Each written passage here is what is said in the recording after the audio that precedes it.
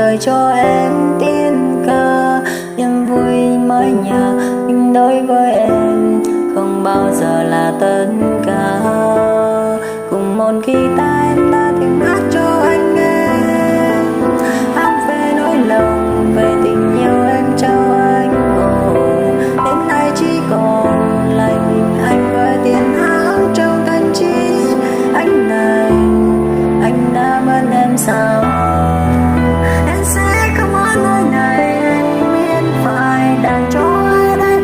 Đau đớn nỗi buồn cùng đàn dung, đôi tay lau nước mắt rơi. Anh đã đến lòng tin anh chào một người con gái anh đã yêu. Anh đã từng yêu em rất nhiều, nói ai khi anh còn thương anh càng người tình kia. Tình những yêu thương anh từ trong khung ca.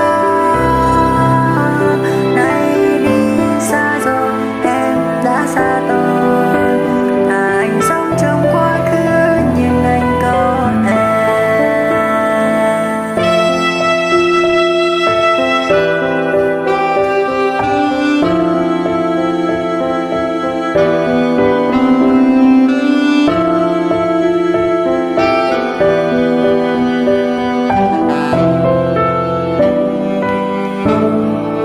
Ngoài anh em có những ai bên em hiện tại, vì yêu em nên anh còn ở lại.